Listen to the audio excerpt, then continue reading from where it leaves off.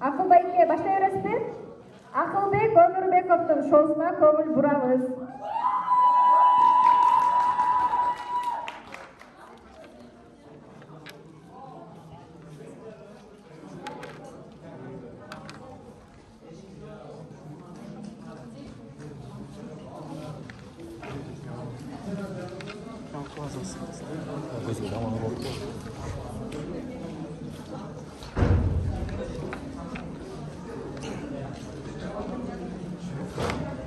Эл журт резолюция боюнча буга чейин дагы эметиңер болуш керек, бир катар окуп кетели. Эме дебат шоуго берилген резолюцияны инфослайд берилген.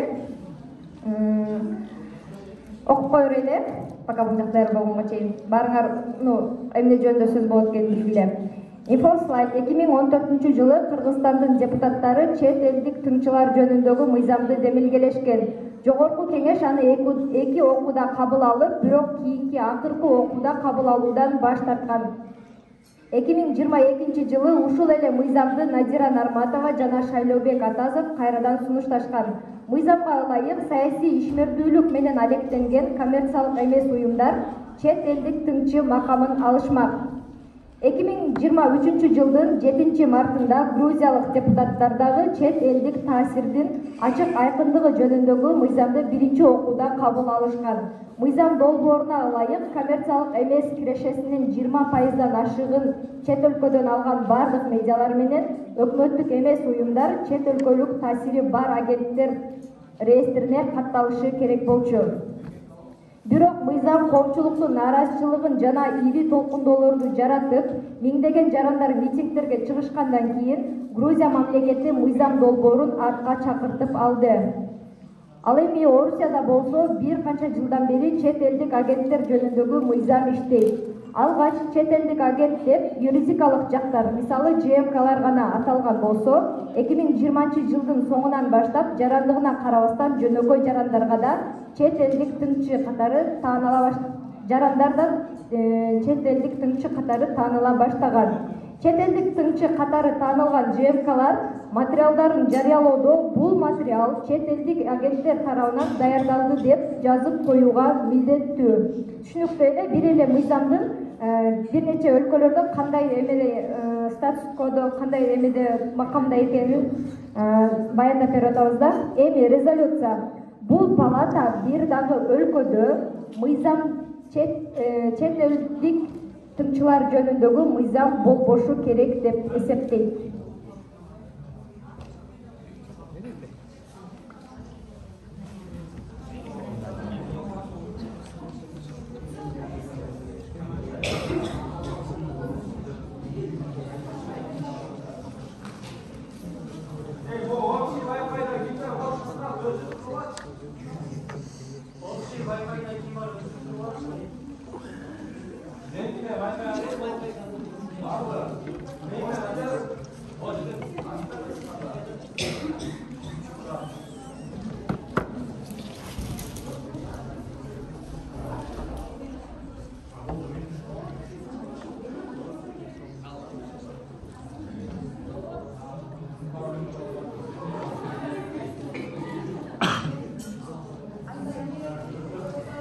Сотторго кайрылуу, бул формат буга чейин соттогондор да бар, соттобогондор бар.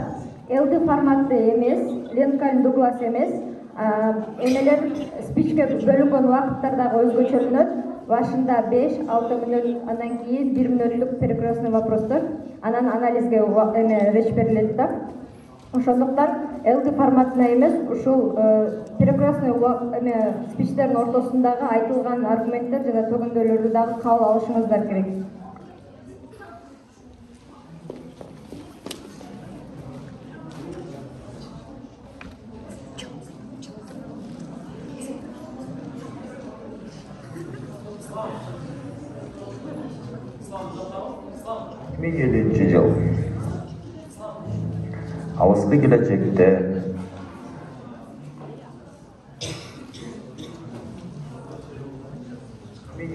Жыл алыскы келечекте Акылбек Өмүрбеков 55 жашына.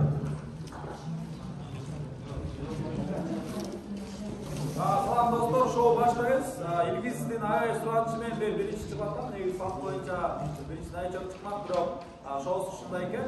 Ошондуктан биринчи чыгып аткан кабыл. 2007 yıl. Avusturya gelecekte Akılbek Ömürбеков 55 yaşına çıkkan kezi. Trendlerden ayынан Kırgız tili başkaça söylenip kalıptır. Ошондуктан силерге түшүнүктүү болуш үчүн кыргызча которуп турабыз. Эмне үчүн Акылбек Ömürбеков так эле жаш көрүнөт десеңер, анткени дебат шоудон утуп алган каршылаштардын өмүрүн уткан кишиге кубок менен кошо өтүп кетет экен.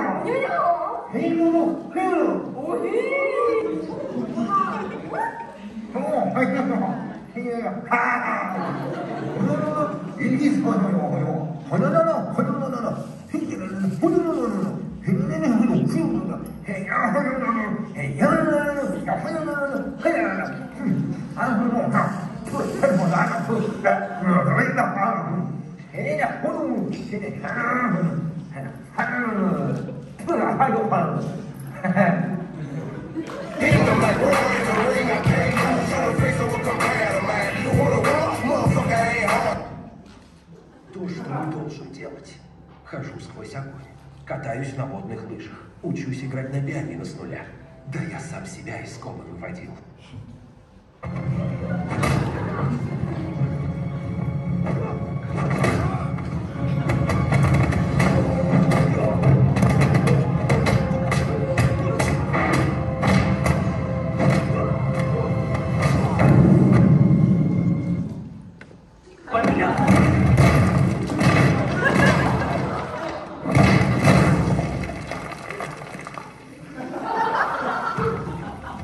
Мелковато.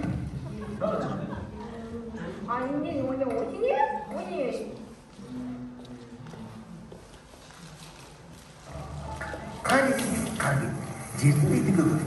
Ақылбекпен де басшылығын туған Илгизди ким көрді? Илгиз Сейдрахмановты bir жылдан бeri ешкім таппай жүрді. Ошондуктан мен аны жеңип алган адам катары жоопкерчиликти сезип, Илгиз Сейдрахмановты издеп көрөй деп чечтик. Аны эмесе кет. Илгиз Сейдрахмановты издөө иштерин баштадык да, ошондуктан бактын башта үстүнө чыгып, алыстан Илгиз Сейдрахмановты издеп баштайбыз.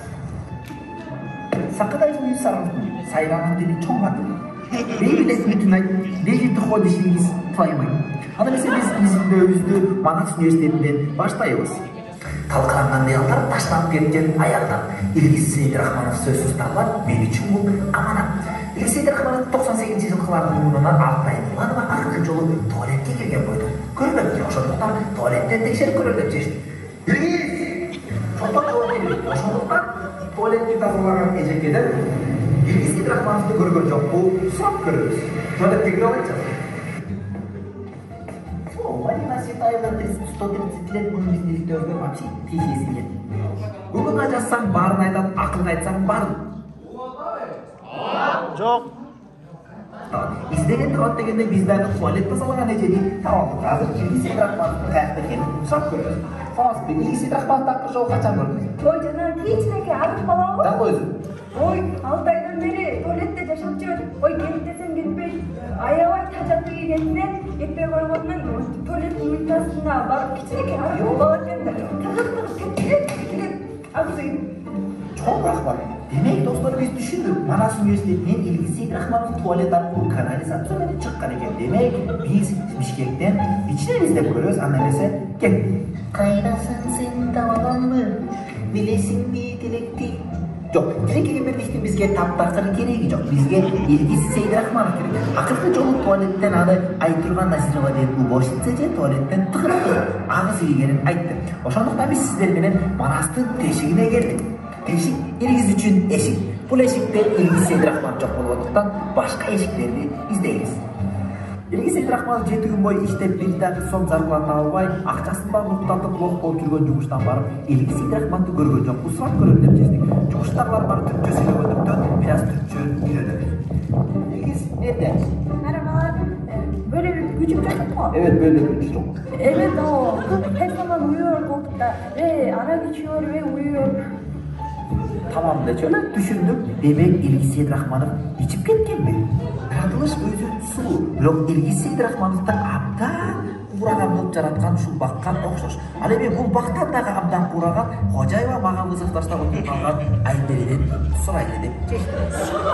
İlgiz Seydrahmanov'da Ay аны мен деген акыркы жолу мал базарда көргөм. Аны ит базарына алып келип, тиги жака месте кылып берген. Бир уктап турсам эле жок. Лөлдөр огушуп кетип калган окшойт. İlgiz Seydrahmanov lölü-lölmen aralashıp ketdi je bir itke qanday bolуп ketdi bunu da izleyemiz. İlgiz'ni bayramlaksın. Çok görme çok deydi. İlgiz Seydrahmanov it pazarda жүргөндө азыр таякта bir иттер жөнүндө ошолордон сурап көрөбүз. Мына караганда İlgiz Seydrahmanov ортодон кетип бараткан ит окшойт. İlgiz! Ne oldu? Ya жанагы İlgiz эмес экендей. Твой. Илгиз Сейдрахмановдун жакын адамдары жок болгондуктан анын алыс адамдарынан сурадык. Алар мында дебаторго дайыма барган хатага Илгиз Сейдрахманов кеткен бойдон көрүшөр экен. Ошондуктан биз бүгүн хатанын хозяйкасынан сурайлы деп чечтик. Илгиз Сейдрахмановду акыркы жолу качан көрдүңүз эле? Акыркы жолу жанагы хатага келген болчу. Жүдөмүчтөй болуп, анын акчасы жок, же хатанын акчасын төлөп, мага бир шым таштап келген, эч кимге батпаган. Анан айла жоктон мусорго таштаган ошо.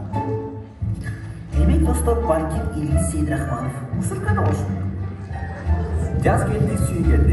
İlgiz Seydrahmanov'un suygönü Ilgiz'in ırjazı tas kaçıp ketdi. Ошондуктан ыргадан таткысыз деп чечтик. Жөн эле Илгиздин сүйгөн адамынан сурап көрөбүз. Анткени башка тааныган адамдардын баардыгы Илгиздин каякта экенин билбейт. Илгиз Сейдрахмановду акыркы жолу качан көрдүң? Кеспи. Ал мынчалык болчу, ой, мынчалык болчу, мен кичинекей болчу мусорка алып, өтөйдүк окшойт деп билбейм.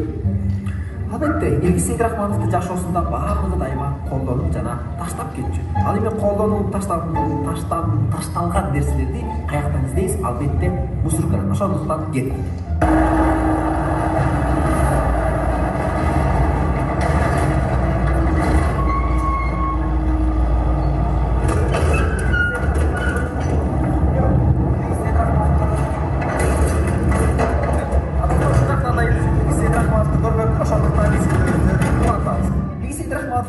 Кичинекей болгондуктан аны сууну чайнап пакетке салып мусорго ыргытып үйдүгү деген версияны текшерип көрөлү деп мусорный бакка келдим. Азыр мусорный бакта Илгиз Сейдрахманов көрүнбөйт, бирок биздин изилдөөбүзгө керек болгон өтө маанилүү бир нерсени таптык. Ал болсо сасыган Илгиз Сейдрахмановдун шымы экен. Кичине Илгиз Сейдрахмановдун шымы экен. Бул жакта болсо азыр бир адам жүрөт. Мусорканы тештирип балким ушул Илгиз Сейдрахмановду мусорный бактын жанында көргөн деп сурап көрөм.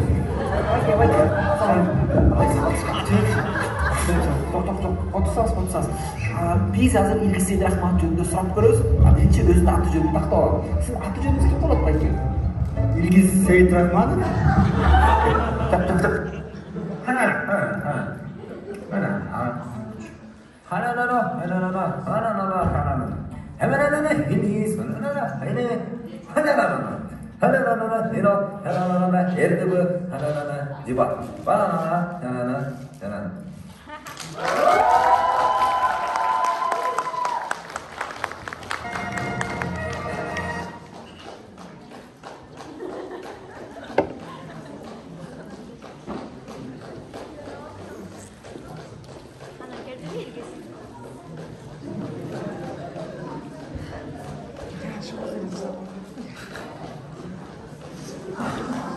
Bayağı şey iste.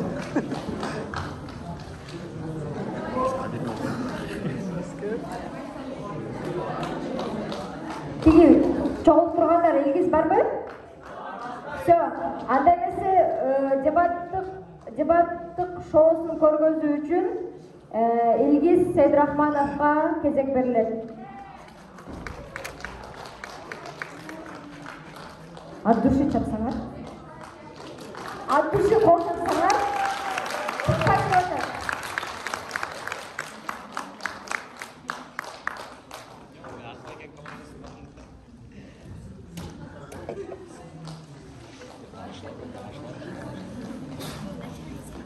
Мен деле командасымын.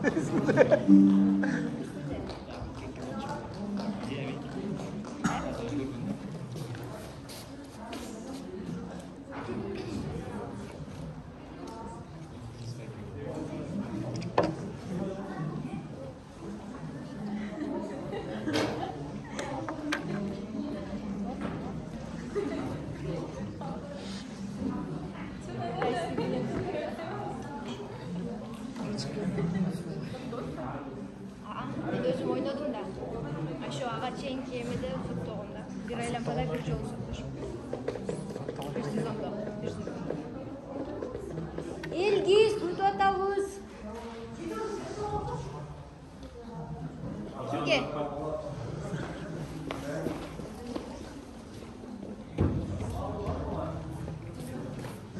Илгиз алтынайдын артынан көчмөсө көрүнбөй калат экен.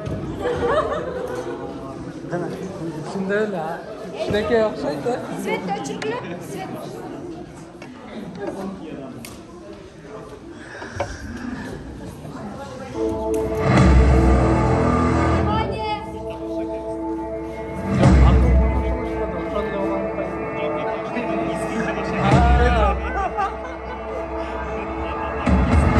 Кандайсыңар?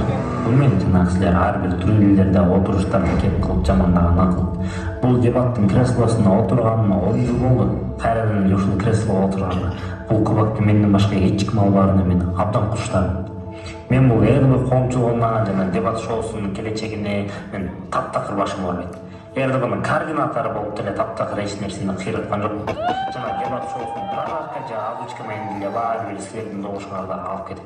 Ошол үчүн мен дагы деле жеңүүчү болуп кала берейин. Силерге чоң рахмат. Бул жолкусунда кайра көзүңөрдү жууп мага шайлай бергиле. Мен ошол бойдон кубактарды алып кете берейин.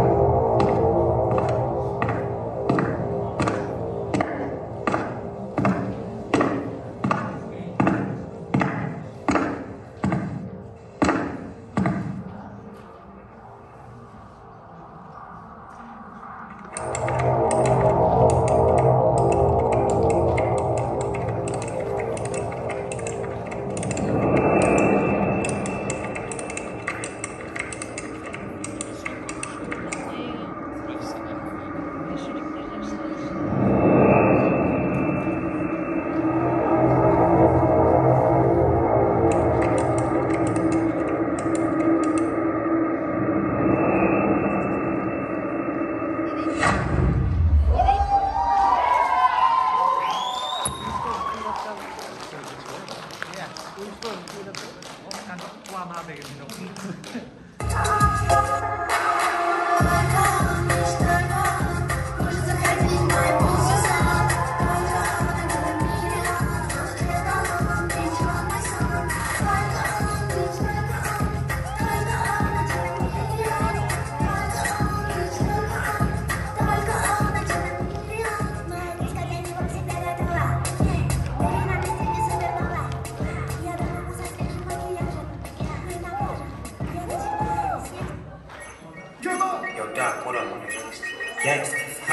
It's what it is, man. So, Rough Riders, come on. Here we go. Tone it down.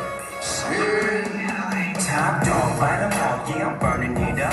DPGC, you should be turning it up. CBT, LBC, yeah, we hooking back up. And when they bang this in the club, baby, you got to get up. Cause homies, thug homies, yeah, they giving it up. Low mod, young mod, boy, we living it up. Taking chances while we dancing in the party for sure. Slip my girl a 44 when she gripping the back door. Chickens looking at me strange, but you know I don't care. Step up in the store, just to walk in my hand. Trip, quit talking, crap, walk if you down with the set. Take a bullet with some grip and take the smoke on this jet. Out of town, put it down for the father of rap. And if you happen to get cracked, trick, shut your trap. Come back, get back, that's the part of success. If you believe in the S, you'll be relieving your stress. Do you find my buck, what they looking at? Do you find my buck, what they looking at? Da da da da da. It's the one and only D.R.E. Dr. Dre, love buzz. Da da da da da. My woman with the wall is the finest motherfucker. Come back, get back, that's the part of success. If you believe in the S, you'll be relieving your stress. Lord, give me a sign. I really need to talk to you, Lord. Since the last time we talked, the walk has been hard. Now I know you haven't left me, but I feel like I'm alone. I'm a big boy now, but I'm still not grown, and I'm still going through it. Pain and the hurt, yeah, soaking up trouble like rain in the dirt. And I know only I can stop the rain with just a mention of my Savior's name. In the name of Jesus, devil, I rebuke you for what I go through and trying to make me do what I used to. But all that stops right here. As long as the Lord's in my life, I will have no fear. I will know how to change from the light to the dark. I will show no shame, spit it right from the heart, 'cause it's right from the start.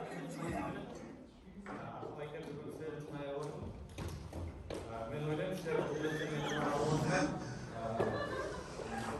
көп болупту, бүгүн уктурасыздар. Ал менде калат. Бул күн силер үчүн аябай оор. Эмне үчүн мен мискинөрдүм, бул силерге болсо кичине ичиңерде болгон ызаңарды кичине болсо дагы жеңилдетет. Ондай ичиден кетербек.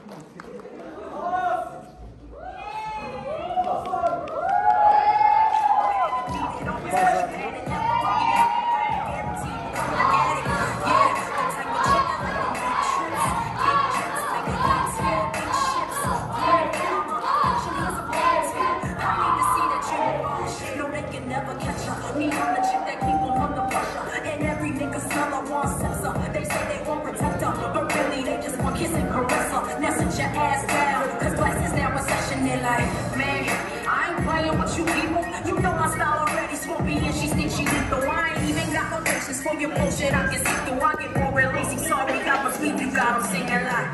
Do you find my buck, what they looking at? Do you find my buck, what they looking at? It's the one and only D.R.E. Dr. Dre, love buzz.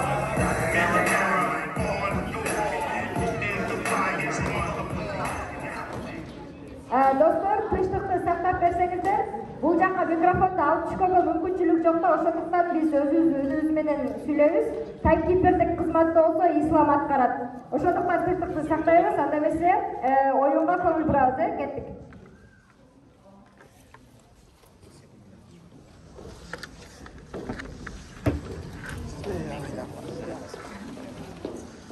Да, кагаз берип койгой, чай берип койчу. Да, мен один только.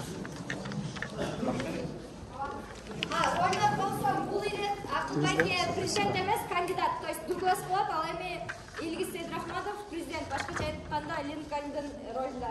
Жаңы элимде эмес болот. Так, анда эмесе палаталарды жана жалпы эркин аудиторияны тынчтыкка чакыруу менен дебат шоунун оюнун башталсак, анда эмесе биринчи конструктивдүү реши үчүн президентти чакыра алабыз. Сизге 5 минут алабыз. 5 минут алабыз.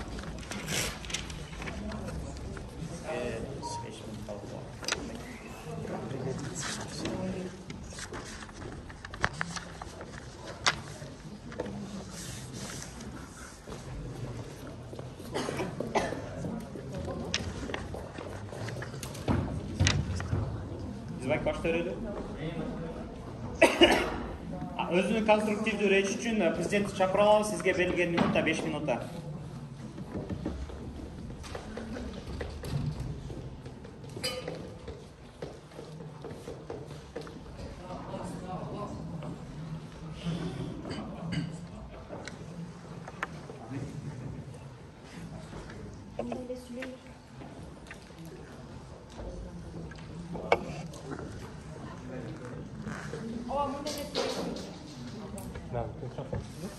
Ошол жакшы. Качество.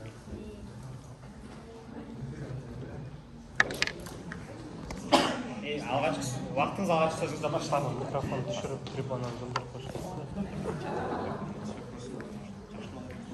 Чоң рахмат биринчиден. Докторго жана аудиторияга. Бизге берилген мисалдарда Илгиз, мону жылдырып микрофонду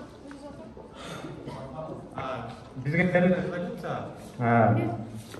бул палата агенттик мыйзам бир дагы өлкөдө болбош керек деп эсептейт. Эми түшүндүрүп берип кетем да. Ино агенттик деген эмне? Бул өз түшүнүк кайдан келген жана азыркы учурдагы алуу менен айта турган болсок, ино агент деген бул иностранный агент, то есть бир мамлекеттин жараны башка мамлекет тарабынан каржылана турган болсо, бул ино агенттик түшүнүк болот да. То есть мисалы азыркы учурда Кыргызстандагы эпошниктер, же болбосо спутниктерди кандай эмелер бар, мисалы Пальпиника деген медиасы бар, ушундай азаттыкка окшогон нерселерди инагент деп атап келет да. Эми бүгүнкү күндө Сотко эмне үчүн бул тема берип атат? Грузияда инагент деген түшүнүк кабыл алынды. Мунун аркасында көптөгөн көтөрүлүштөр алып келди да. Эми бул көтөрүлүштөрдүн аркасында коомчулук кандай таасир калтырып атат? Мунун аркасында коомчулук кандай кабыл алып атат? Эми инагент дегенди түшүндүрүп бере турган болсок, бул 2012-жылы Россияда кабыл алынган. Бул болсо ошол башка мамлекет тарабынан, иностранный тарабынан кабыл алынган каражаттар менен болгон адам эмелерге, уюмдарга же адамдарга атайын мыйзам уюштурулган. Ал адамдар деген мамлекет тарабынан көзөмөлгө алынат. Алар деген мисалы шайлоого катыша албайт, мамлекеттик жумуштарга шайлоолорго катыша албайт жана муниципалдык жумуштарга катыша албайт деген негиз келген. Бул негизге эмне себеп болгон? Себеп дегенде бул деген башка келген жарандар өзүнүн коомчулугун, элдин аң сезимин бурмоо деген нерсе. Эми бул инагент деген түшүнүктө Америкада бар, анан Россиянын экөөнүн алмаштырбашыбыз керек. Экөөнүн алмаштырышы кандай болот? Америкада кандай инагент иштейт? Америкадагы инагент деген бул жаран катары. Мен атайын барам, ал жактан атайын документтерди толтурам. Ошонун негизинде бир уюм ошол башка мамлекеттин кызыкчылыгы менен ошол мамлекетке барат. Мисал айта турган болсок, мен атайын бир уюмдарды түзүп алып, мисалы Ататтыкка окшогон уюмдарды түзүп алып, Өзбекстанга барып туруп, өзүмдүн саясий атайын бир уюмдарды Өзбекстанга сунуштай турган болсом, мен инагент катары кабыл алам. Бул эменин Россиянын түшүнүгүндө. Качан гана лоббист болот? Бул лоббист деген менин жөн гана жеке кызыкчылыгым менен бир адам кандай бир иш-аракеттерге барса, бул болот да. Эми азыркы учурдагы маселе болуп аткан нерсе Россияда кандай кабыл алып атат? Россияда кабыл алынган мыйзам боюнча сен деген инагент болуп баргандар, мисалы Медуза, ошол эле сайттарды буларга эмнеге жаап атат? Себеп дегенде бардыгыбыз билебиз, Путин президентке шайлоого келгенде ал 97% менен өскөн. Мунун алкагында ал деген өзүнүн бийликтин күчтөрүн болгонду, бул деген таза шайлоо болгон жок деген учурда ал деген ушул мыйзамдар киргизген да. Себеп дегенде эмнеге бул мамлекет иштеп берип атат? Кандай болуп мамлекет иштеп берип атат? Себеп дегенде бизге деген биздин мамлекеттик иштерибизге киргизип атат, биздин жүрүм турумуздарга киргизип атат деген нерселерди алып келгендиги үчүн бул нерсе кабыл алынган. Эми биз баардыгыбыз билебиз, мамлекеттер арасында ушундай эполор бар, башкача айтканда бейөкмөт уюмдар бар. Бейөкмөт уюмдардын максат эмне? Бейөкмөт уюмдар максаты ошол мамлекетке жардам берүү, алардын деген билим берүүнү жогорулатуу же болбосо экологиялык жактан азыр мисалы Кыргызстанда смог деген сыяктуу түшүнүктөр бар да, и ошолорго карата алар деген атайын өздөрүнүн каражаттарын жумшашат да. Эми бул бир гана Кыргызстанда эле эмес, бул нерсе болуп аткандыгы жакшы болуп атат. Себептен эмнеге анткени деген бир мамлекеттердин өсүп мындай алдыга жылышына жардам берет да. Андан кийинки нерсе, бул нерсе менен карашыбыз керек да. Идеалдуу коомдо кандай болот да? Идеалдуу коом деген түшүнүктү ала турган болсок, идеалдуу коомдо мисалы мамлекет өзүнүн функциясын аткарыш керек да. Мамлекет кандай функциясын аткарат? Мамлекеттин функциясы деген сен деген жарандарына кам көрүү, алардын билим деңгээлин жогорулатуу, аларга билбейм жумуш ордуларын түзүп берүү, алардын деген автотранспорттук бардык жактан камсыз кылып берүү да. Эми мамлекет өзүнүн мыйзамын аткарып аткан учурда бул нерсе келгенден кийин мамлекет мыйзамдарды аткарат да. Качан мамлекет өздөрүнүн мыйзамдарын аткарбай баштайт, мисалы коррупциялык иштер болушу мүмкүн, билбейм, өзүнүн саясий кызыкчылыктарын колдонушу мүмкүн. Бул учурда боло турган болсо бизге деген кандай бейөкмөт уюмдары же болбосо азаттыкка окшогон адамдар алардын эмесин көрсөтүп берет да, мисалы ачык айкын көрсөтүп берет да. Муну мамлекет эч убакта чыгарып бербейт, мисалы коомчулук мамлекет өзүнүн мисалы отчет берип атат, бирок буну деген коомчулук кызыгып окуп карабайт да. А муну кимдер окуп карашат же болбосо мисалы иликтөөлөр жүргүзөт? Бул мисалы сырт жактан каржыланган адамдардын негизинде бул ошолор ачык айкын чыгып турат да. Эми бүгүнкү күндө биз айтмакчыбыз, ар бир адам дайыма эмеге алдыга умтулат, кандай алдыга умтулат? Эркин коом болгонго, өзүнүн мамлекеттин астында туура иштегенге аракет кылат. Чоң рахмат. Чоң рахмат, расмот билдиребиз. Анда эмесе кайчылар суроо берүү үчүн кандидатка 2 минутта убакыт беребиз.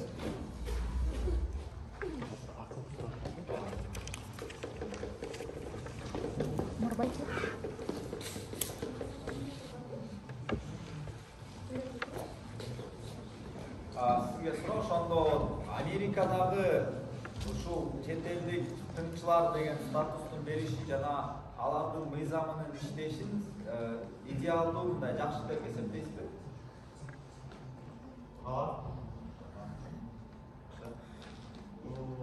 Немча слабый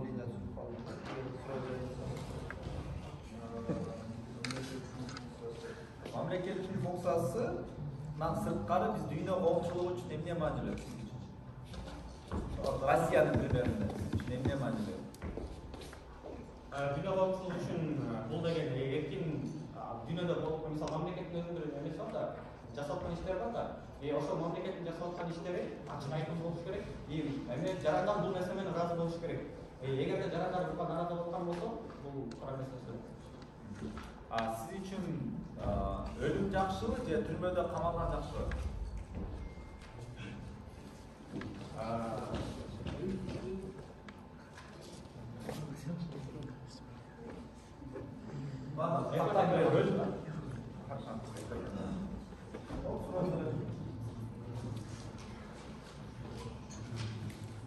Анда эмесе кандидаттын алгачкы конструктивдүү речин угуу үчүн кандидатты чакыра алабыз. Сизге берилген минут 6 минутта.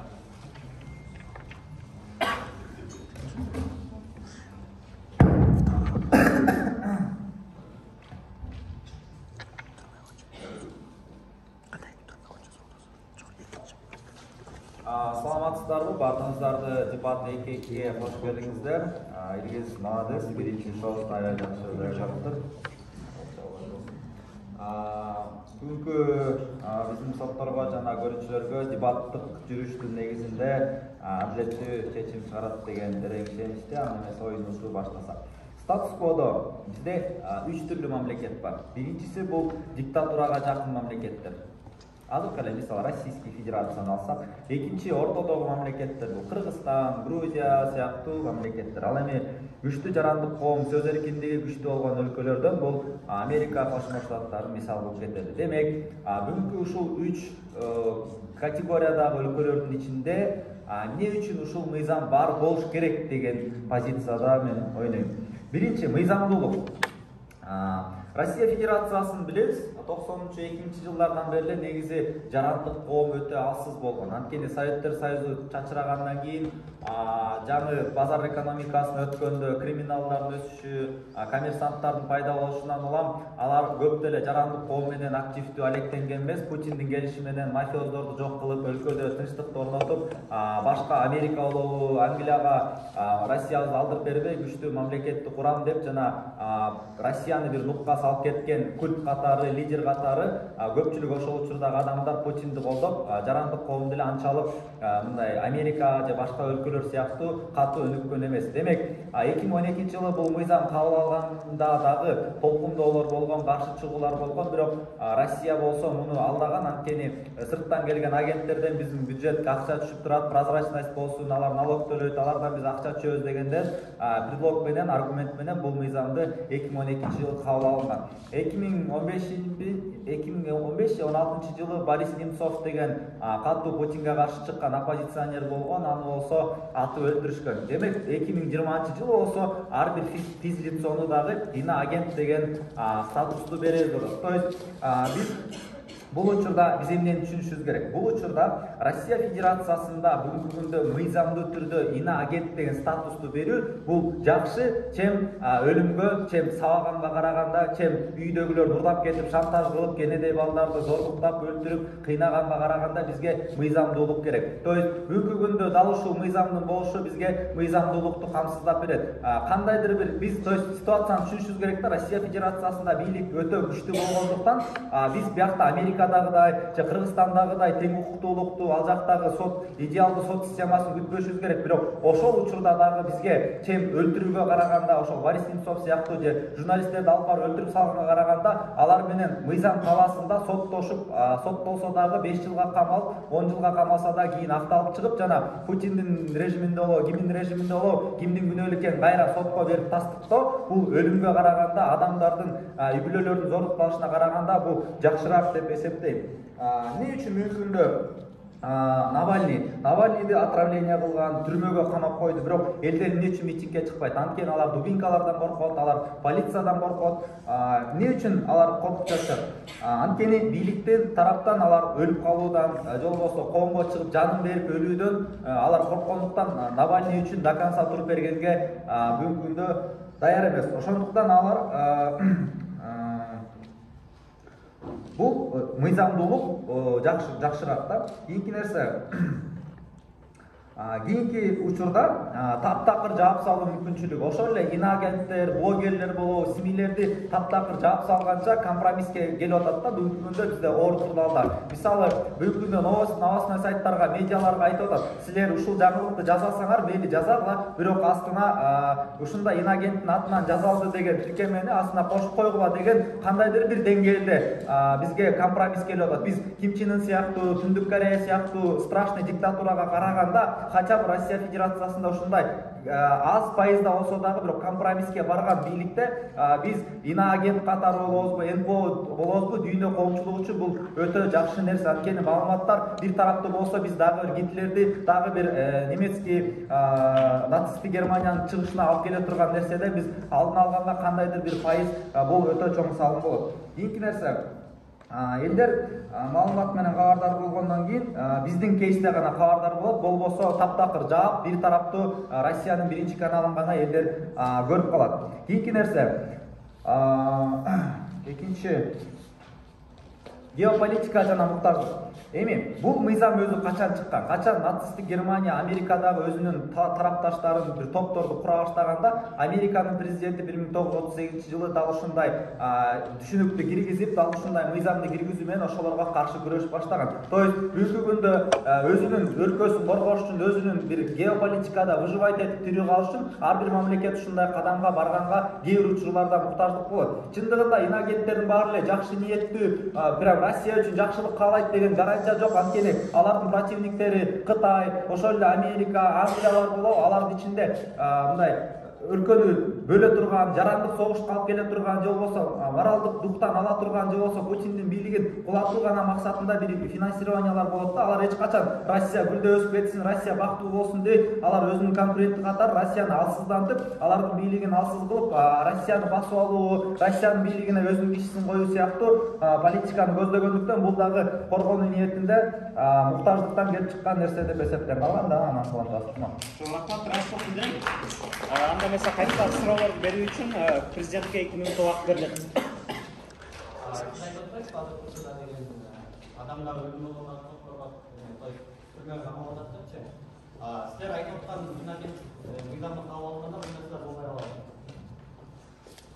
Бул нерсе болбой калуу ыктымалдуулугу азыраак, анткени сиз мисалы маалымат чыгарып атканда макулдугуңузду берип, астына иноагенттин атынан жазылды десеңиз, сиздин маалыматыңыз миссияңызга көрө кетесиз. Чен таптакыр жаап, таптакыр эле биз Түндүк Корея болуп алганча, качан ушундай проценттеги критичный ситуацияда бул жакшы болот.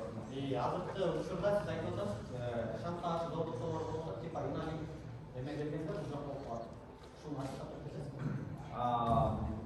Бул жакта биз айтып атабыз, мисалы мындай мыйзам бул эмне үчүн болот? Бул өзү медиага давление катары журналисттерди бир иш козгоп кармап калуу бир инструмент рычаг болуп аткан баары түшүнүп атабыз да.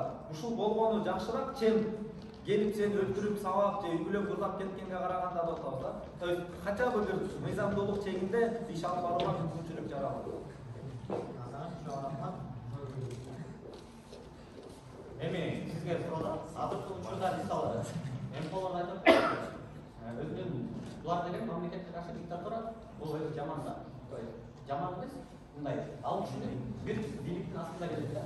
И бул нерсе жалпы жарандын, же болбосо жарандык активисттердин, же болбосо коомчулуктун бир эркиндигине каршы чыгып атпайбы? Буга кандай жооп бересиз? Албетте бул каршы чыгуу деп эч ким далилдеп бере албайт. Мен айтып атам, 3 ситуацияны бөлүп бердик. Ушул ситуацияда биз максималдуу түрдө жакшы кейсти качан алабыз, качан ушул закон болгондо деп атам.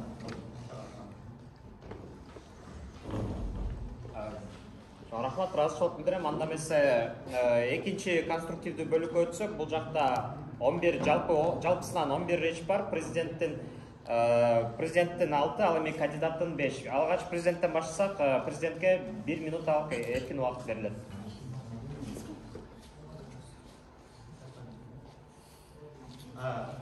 Общем, онда мөмкүндө инагент деген башкан маселе. Инагент деген түшүнүктү берип коет, анын астында деген мисалы ошону чыгарат, маалыматтар чыгарат деп атпайбы? Бул деген мамлекеттин узунчулугу болуп атат, диктатурлук система бул адамдардын мындайча айтканда эркиндикке болгон укугусун жоготот. Бул мамлекеттин диктатурасындагы адамдардын узунчулугу үчүн корголуп атат. Анткени эмнеге? Сен деген жарандык активисттер чыгып атат. Ушундай мамлекет башчылары деген сен коррупциялык иштерди кылып атасың, сен деген ушундай өзүнүн байы жолдорун кылып атасың, коомчулукка бүбөй жетиштүү деңгээлде көзөмөл кылбай элесиң. Мүмкүн эмне үчүн Грузияда бул көзөмөл чыгып атат? Анткени коомчулук точно билип атат. Бул мыйзам келген күндө дагы эмполорго карата же болбосо ошого медиада азаттык окшогон чындыктарды айтып чыгуучу нерселер барбы? Бурмалоо да. Бул айтканда сен деген инагенттер болсуң, мунун аркасында сен эркиндикке жете албайсың деген нерсе да. Бүгүнкү күндө биздин айтып аткан нерсебиз жарандык активизмдин жоголушу, бул адамдардын эркиндикке болгон сөз айкындыгын ачыкка чыгарууга боло турган нерсесин жоктугу болуп саналат. Чоң рахмат. Эми кандидатка 1 минут алып эркин убакыт берилет.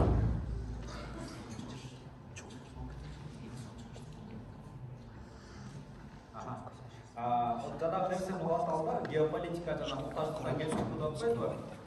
Ушул жакта адамдар эмне үчүн өзүнчүлүгүдан же болбосо жана Навальныйды куткарууга эмне үчүн чыкпайт атат? Анткени алар белгисиздиктен коркушат биринчиденчи.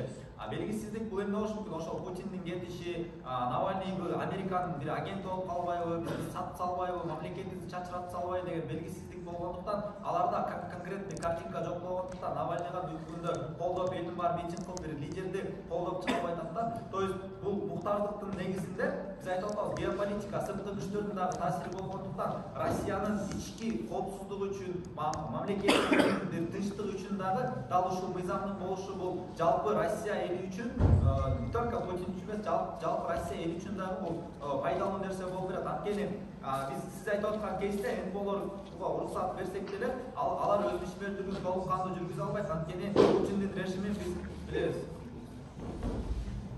Рахмат, кандидатқа 1 минут президентке 1 минут еркін уақыт бересіз. Бұл жақта айтып қойды, типа геополитикада Навальныйға ішіне алмайды. Ішіне алмайды. Мемлекет өзінің күш структурасы бұл жақта күш бар, сен шығып атасың. Елдер біліп отыр, что еркіндік керек екендігін Навальный үшін күресу керек болады. Бирок бұл жақта күш эмне бар? Россия келіп отыр, сен атып салып отыр, білмеймін, сені қамап салып отыр. Бұның арқасында бұл эмнеге жаман, әйткені мемлекет өзінің диктатурасын орнатып қойды. Бүгінгі күнде біз айтып отыр, давайте лучше деген бұл нәрсені қорғап шығалық. Бір дағы мемлекет бұл нәрсені сақтап шықпасын. Бір ғана Россия емес, башқа мемлекеттерде дағы бұл түсінік болмашы керек та. Неге әйткені деген қашан біз мындай идеалдық қоғамға жақындаймыз. Бізде еркіндік болғанда, сөз айқындық ашық болғанда, сен ошол іштеріңді шығарғанда бұл мемлекетке қарата как оппозиция сияқты болғанда сен деген іштеріңде уже қорқыныш жаралашып, бұны көргенде деген бұл сайтты шығарып атады. Демек мен ішімде тура атқарышым керек, жарандарыма тура мамиле жасашым керек.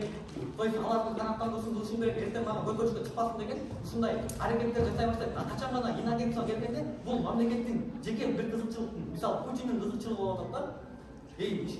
Путиннің қызықшылығы болып отыр, бұл нәрсе жаман екендігін мен көрсетіп тұрып жатырмын. Бұға ешқандай білмейміз. Чоң рахмат, кандидатқа 1 минут еркін уақыт беріледі. Анан ары келсек, мисалы Кыргызстан менен Тажикстан ортосунда конфликтте азаттык бизди таптакыр бир башка ситуациядан, Тажикстан башка бир ситуацияда көргөндө дагы бизди күнөөкөр кылып койду. То есть бүгүнкү күндө Россияда деле ушундай положение болуп атат. Мисалы башка медиалар өзүнүн ички душмандары, конфликттери, сырткы саясаттан улам Путинди жаман көргөзүп, же болбосо Россиянын кайсы бир акталган иш-аракеттерин дагы терс жагынан көргөзүп, адамдарды өлтүрүп атат. Кача экинчи жагынан Путин дагы өзүнүн бир өлкөсүн коргогон лидер катары бир иш-аракеттерди жасаш мүмкүн. Чындык жоголуп кетип атат да. Ошондой болбош үчүн элдер билиш керек деп атабыз да. Ушундай мыйзам болсо, тиги Голос Америка ушундай новость чыгарып атса, муну Америка каржылайт, демек буларда бир мотив болушу мүмкүн деп элдер информацияны анализдеп, аң сезимдүү түрдө кабыл алууга аракет кылат. То есть мээсинде кандайдыр бир фильтр иштей баштайт. Булар эмне үчүн бул жагылыкты мындай айтат?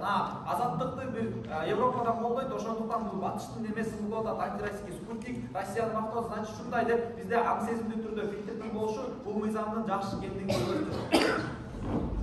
Чоң рахмат, президентке 1 минут еркін уақыт беріледі. Чоң рахмат. Кыргызстан мен Тажикстанды жакшы келтирип кеттиңиздер. Бүгүнкү күндө Тажикстан менен Кыргызстан согушунун учурунда Россия кандай маалыматтар чыгарды да? То есть Кыргызстандын күнөө экендигин, ал жактын эмне экендигин маалыматтар чыгарды. Биз кайсы аркылуу маалыматтар билип алдык, кайсы мамлекеттер бизге жакын экенин билип алдык. Бүгүнкү күндө Россия деген туура эмес маалыматтар берип атты, бирок ошого окшогон азаттык,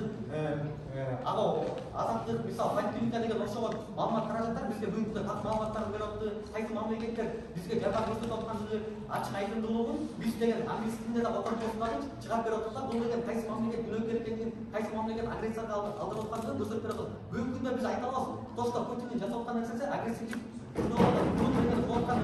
Грузия дагы ошол жолго бараткандыгы бул өзү чоң ката болуп атат. Бүгүнкү күндө биз Кыргызстан мамлекет катары, башка мамлекеттер катары инагенттик түшүнүктү кабыл албашыбыз керек. Неге? Анткени деген мунун аркасында бара-бара биз да ошондой билбейм, Путинге барып агрессордук жакка өтө беребиз да.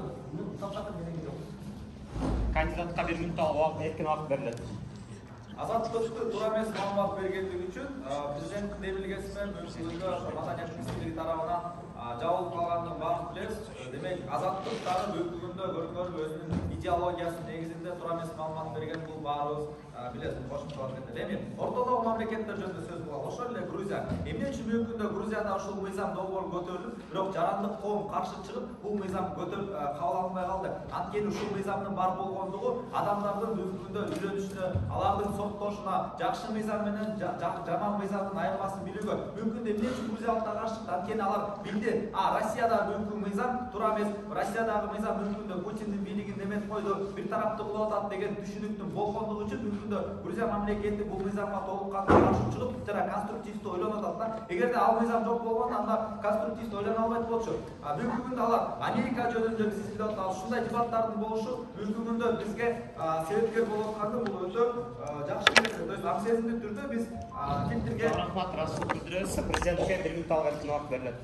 Чоң рахмат. Бул жактан атылбай экенин сөзүндө бизге басып деп атат. Мен айтканым бул нерсенин аркылуу биз маалыматтарды билип атабыз деп атат. Эми ушул жактан карай турган болсок, инагент түшүнүктөрдүн жаман болгондугун мага тасдыкка бериш керек болчу да, бүгүнкү күндө эң көп уюмдар бар да, мисалы экология жаатында канчалаган гранттар бөлүнүп атат, смогторду жоюлуп атат. И алардын мыйзамдарын келтирип, мисалы билбейм, атайын балдарды окутуу уюмдарын кылышып атат. Буга деген мамлекеттин өзүнүн билбейм каражаттары жетишпей, и бул аркылуу алардын жаап коюу менен мамлекетти билбейм караңгы жакка түртүп атат да.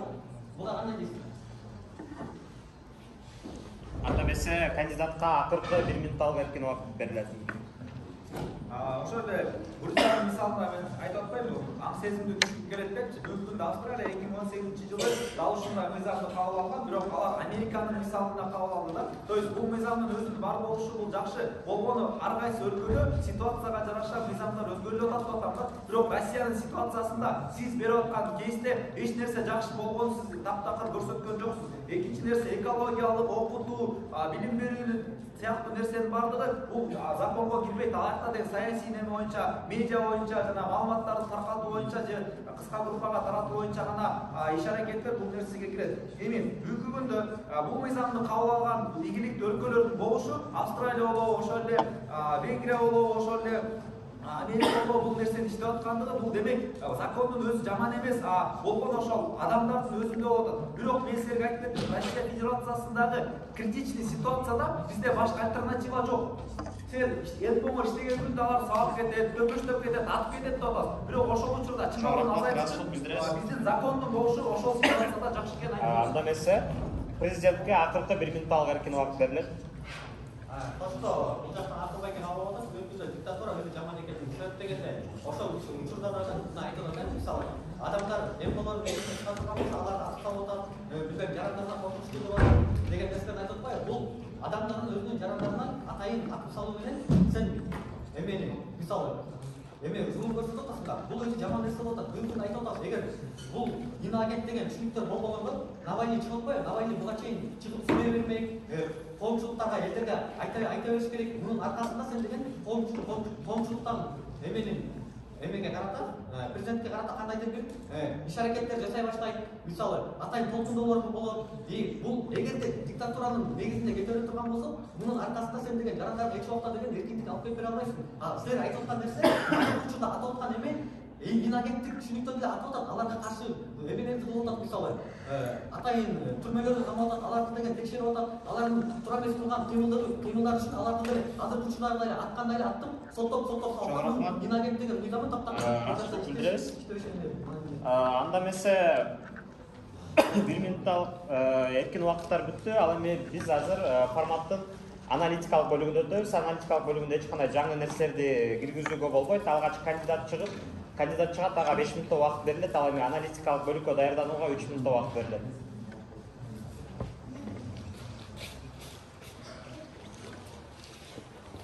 Всем скучно.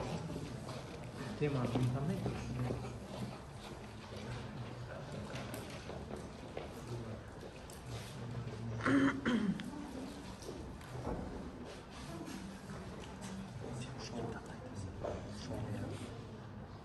Теперь кандай тема?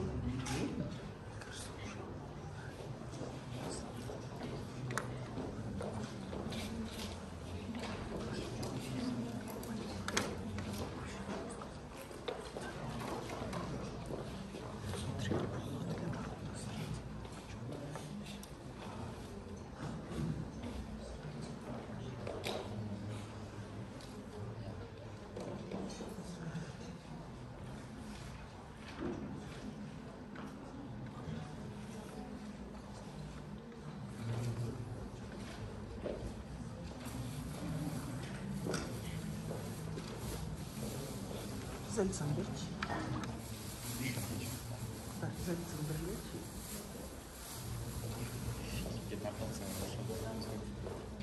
Телефон сел.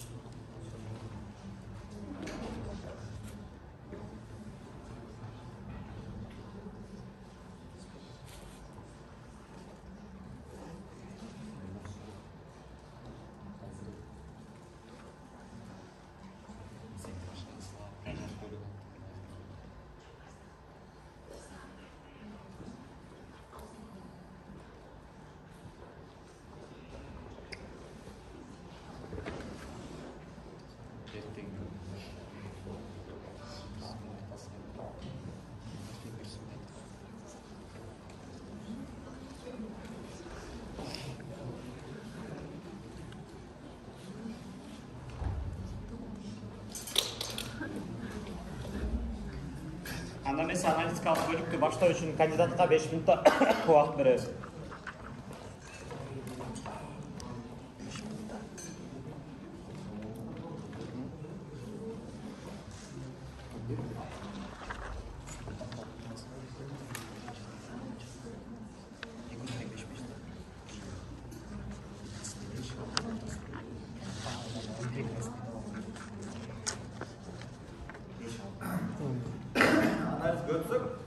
Негизи өзү бул тыңчылар деген статусту берген мыйзам жакшы бекен же жаман бекен деген суроого илгизинеки оюбуз бир болуп чыкты, жакшы экен. Негизи жакшы, Американын мисалындагы үлгүсүндөгү мыйзам жакшы экен, экөөбүз да моюнубузга алдык. Демек, көйгөй статустун беришинде, тыңчы деген статустун беришинде эмес, а көйгөй жарандык коомдо жана ошол өкмөттө экенин түшүндүк. Мен 3 мамлекетти бердим. Россия Федерациясы, орточо жарандык коом жана өнүккөн Америка. Эми ортодогу мамлекеттер үчүн мындай өлкөдөгүлөр болушу бул күзгү болуп атат. Бизге образование берип атат, түшүнүк берип атат, фильтр берип атат. Грузия бүгүнкү күндө жарандык коому орточо деңгээлде күчтүү болгондугу үчүн ал каршы чыга алды. Эгерде Россиядагы мыйзам кабыл алынбаганда, бул мыйзам болбогондо Грузиядагы 2012-жылкы Россиянын жарандарына окшоп алданып калмак. Бирок алар алданган жок. Анткени биз көрдүк, Россияда ушундай ситуация болуп кетти деген түшүнүк болгондуктан мындан ары мындай прецедентти кылбаганга бизге аң сезимдүү түрдө фильтр болуп берет дедим. То есть ортодогу мамлекеттер үчүн бул жакшы. Ал эми жарандык коом күчтүү болсо, Австралияны айттым, 2018-жылы ушул мыйзамды кабыл алган, Американын үлгүсүндө кылып туруп, жакшынакай кабыл алып, өзүнүн идеологиясын коргоп, мамлекеттин коопсуздугу, инагенттерди контролдош үчүн жана салыктарды контролдош үчүн бул жакшы мыйзам экендигин кабыл алдык. Эми эң негизги актуалдуу нерсе мүмкүн Россия Федерациясынын ичиндеги көйгөй болуп атат да. Бүгүнкү күндө Илгиздин кейсинде эмне өзгөрдү? Эч нерсе өзгөргөн жок, урматтуу соттор. Бирок менин кейсимде эмне өзгөрүп атат? Менин кейсимде компромисс болуп атат. Мен айтып атам, бүгүнкү күндө Түндүк Кореяга окшогон мамлекетти каалайбызбы? Жок, каалабайбыз. Биз качабы аз болсо дагы бирок компромисске бара алып атабыз. Бүгүнкү күндө ошол эле Навальный эмне үчүн тирүү жүрөт? Мен айттым, Немцовду ат салган, бирок Навальный бүгүнкү күндө тирүү, анткени ага иноагент деген статусту берип, түрмөгө киргизип коюуга мүмкүнчүлүк бар. Демек, Немцов Навальный үчүн бул пайдалуу. Ал түрмөдө отурса дагы анын идеялары жашап атат, анын эрчиген фанаттар бүгүнкү күндө жашап атат, изилдөө иштерин жүргүзүп атат, дагы эле өзүнүн блогдорун тартып атат. То есть бүгүнкү күндө ооба мен мактап элем, Путин кыйын, Россия молодец, мен колдойм деп элем, бирок ушул ситуациянын ичинде даже если деген нерсе бар го, ушул мыйзам бүгүнкү күндө өзүнүн пайдасын алып келип атат. Чем жок болгончо караганда. Жок болгондо эмне болот? Ошол Навальныйды ап салып атат, өлтүрүп салып атат, Немцовго окшоп оппозиционный блоктун баарын талкалап салып атат. Бирок бүгүнкү күндө мыйзамдын бар болушу бул давление катары мыйзамдык негизде, соттун негизинде мыйзам талаасында териштирүүгө келгендиги бул кандайдыр бир деңгээлде оппозициялык блок үчүн бир плюс деген нерсени айтып атабыз. Адамдардын өлүшү, адилеттүүлүккө жетүү деген мүмкүнчүлүктөргө алып келип атат. Чем жестокий диктатурага айланып кеткенче деген нерсеге келдик. Эми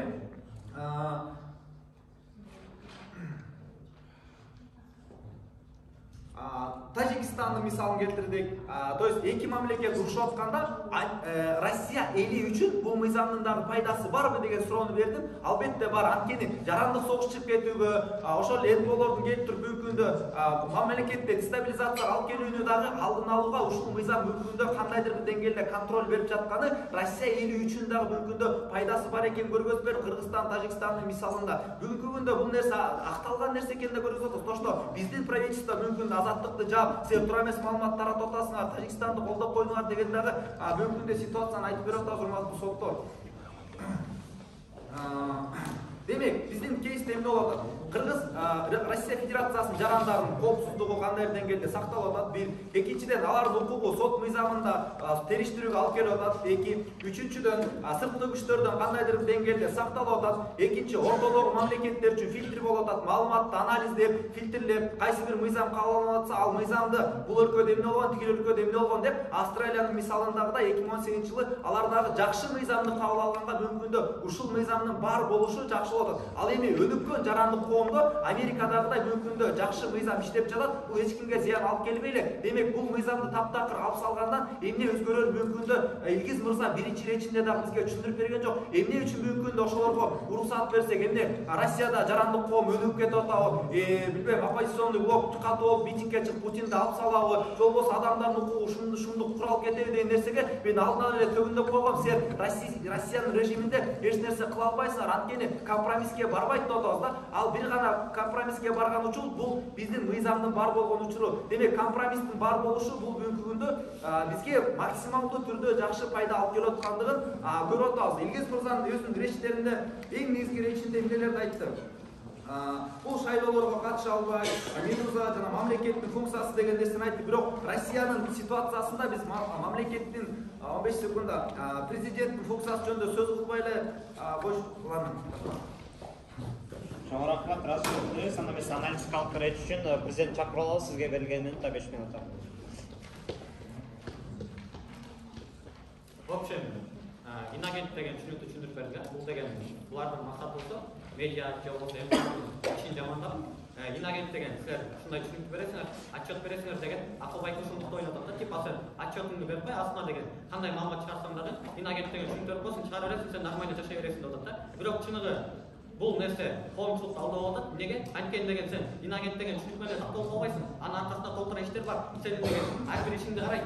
Сен деген мисалы учурда билебиз, Россия чыгарып аткан маалыматта эме Украина менен учурунда боло турган нерседе эмне болгон? Медузага окшогон МПшниктер баарын жаап салган. Неге? Чыгарган эмес. Бирок ошол учурда инагент деген түшүнүк бар болчу. Бирок ал нерсени чыгарбай эле. Демек, силер айтып аткан инагент деген жазуу болсо дагы силер мамлекет өзүңөрдүн мурунку айткан нерсени кылбай элесиңер. Тескерисинче диктатуралык режим бул жакта өсүп атат, өнүгүп атат. Бул бир. Экинчи нерсе. Анан бүгүнкү күндө айтып атабыз. Тошто силер адамдын укуктары сакталбай элесиңер. Инагент деген түшүнүктү берем деген күн менен силер типа инагенттик түшүнүк менен силер диктатурага барып атасыңар деп атам да. Силер бул мыйзамды берген күндө деле силер адамдарды билбейм, тиги КНДР болуп кетпей эле отпайсыңарбы? Силер ошол нерсе менен КНДРге барып атасыңар деп түшүнүп атам. Бүгүнкү күндө силер бул мыйзамды кабыл албагыла. Бүгүнкү күндө бул мыйзамды кабыл алуу менен силер элге деген мисалы туура эмес түшүнүк берип атасыңар. Кайсы учурда туура эмес түшүнүк болот? Мисалы инагент деген түшүнүк чыгат. Бул учурда деген инагент дегенде коомчулуктун ошол эмеге мисалы маалыматка боло турган ишеничи азаят. Кандайча азаят? Анткени инагент деп атат. Бул инагент деген тыңчы катары кеткендиктен бул нерсе туура эмес болуп калат да. Эми бүгүнкү күндө айтып атат. Мен айтып кеттим, жарандык активизм деген бар. Бул эмне болуп турат? Бул деген атайын коомчулук үчүн күрөшөт да. То есть сен мамлекеттин туура иштеп атабы, туура эмес иштеп атабы, билбейм, мисалы кандай иш-чараларды колдонуп атат. Жарандык активизм бүгүнкү күндө мамлекеттин кылып аткан ишин ачыкка чыгарып турат. Бүгүнкү күндө айтып атам, бул нерсе болгон жакшы. Неге? Анткени деген сен ошол жарандык активизмдердин бийликтеги отурган адамдардын сын пикирин, ошолорду билбейм, чагылдыруу аркылуу сен көрсөтүп берип атасың. Мунун аркасында сен эмне болуп атасың? Сен мамлекетиңе болгон адам укуктарын сактоого дагы алдыга умтулуп атасың деген түшүнүктү берип атабыз да. Бул ошол нерсеге топ. Андан кийинки нерсе, бизде деген компромисс болот деген нерсени айтып кетти. Бирок мен түшүндүрүп берип атам. Силердин учурда компромисске барбай эле тескерисинче силер деген элдин мындайча айтканда ант сезимин бурмалап атасыңар. Типа инагент деген түшүнүктү берип коебуз, анын аркасында силер билбейм маалыматтарды чыгарып берип ошонун аркасында жашайбыз деген нерсени айтып атат. Андан кийинки нерсе, бул жактан дагы бир нерсе келет. Мамлекет эч убакта инагенттер түшүнүктөрдү берген күндө дагы мамлекет мисалы бир маалыматтуу каражаттарды берет да. Мисалы өздөрүнүн ишин кылган иштерин, мисалы билбейм, ушул иштерди кылып атабыз, бул нерсени жасап атабыз деген сыяктуу нерселерди берет дагы. Мунун аркасында сен бир тараптуу нерселерди албассың. Кыргызстанга окшогон мисалы карап көрөлү да. Ким? Болот Темиров, Болот Темиров ар кандай эмелерди маалыматтар чыгарып атпайбы? Эменин Ташиев менен эми Садыровдун кылган иш аракеттерин жасаган эмеден чыкты. Бул деген башка мамлекеттердин, өлкөлөрдүн эмеси, типа тыңчылары, булар деген бизге мамлекетибизге эме туура эмес болуп атат деп. То, что биз билип атабыз, алардын туура эмес иш жасаганын ошол атайын иликтөөлөрдүн аркасынан билип атабыз. Алардын туура эмес иш жасап аткандыгын. Бул эмненин аркасында келип атат? Ошолордун аркасында келип атат. Биз ошолордун аркасында мамлекеттин кандай туура же туура эмес иш жасап аткан иш аракетин билип атабыз. Эгерде ага деген тыңчы деген намды берип отурган болсо, сен эмне болсун? Сен ал нерсени көп майнинг албай каласың. Бул жаман нерсе деп атабыз. Анткени сен жарап мындай эркиндик коомдо бул нерсеге сен уруксат бербешиң керек. Биз мүмкүн айтып атабыз. Россиянын кылып аткан нерсеси да ошол нерсе болуп атат. Бирок бул бара-бара КНДРге окшогон бар. Биз бүгүнкү күндө бул инагент деген түшүнүктү азыр ушул жерден жок кылышыбыз керек дагы. Бул мыйзамды каттакка кабыл алышыбыз керек деген нерсени айтып өттүм. Андан кийинки нерсе айтат деген нерсени айтып атат. Эме дейт да, мисалы Навальный отурат, ал деген идеясы жашай берет, пускай ал өлүп калганча дейт да. Инагент деген түшүнүктө күндө деле ал жашап атат. И аны бербеген күндө деле, мисалы ал мыйзамды кабыл албаганда деле ал структура ошондой болмок. Неге? Анткени деген сен бир дагы билбейм. Мамлекет өлкө жаранына сен анын кылган ишин жаман экенин тастыктамайча ал нерсени бере албайсың. Эми бүгүнкү күндө акылбай келе эмне үчүн утуп атам? Bir taraftan, birinci yerden men dostu tasdiqlap berdim, diktatura жаман экендигин, и ошол учурда сен мамлекетиңдин өз жарандарыңдын камап аткандыгын, и ошол учурда эмполор келип туруп сага деген ушундай жакшы иштерди жасап берип атканына сен биринчиден каршы чыгып атасың. Экинчиден сен мамлекет катары сен ошол ишти алып барбагандыгыңдан, ошол нерсеге келгендиктен сен мисалы эмполордо жөнгөнбейт, алар деген сага кандайдыр бир медиалар аркылуу чагындыруу менен коомчулукка жардам берүү аркылуу берип атат. Бул нерсени айтып берип атам. Экинчи нерсе адам укуктарын мен тараптан көбүрөөк сакталып атат. И адамдар более эркиндикте жашап атат. Үчүнчү нерсе жарандык активизм болгондун аркасында мамлекет дагы жакшыраак дебат салт айтып өздөрү менен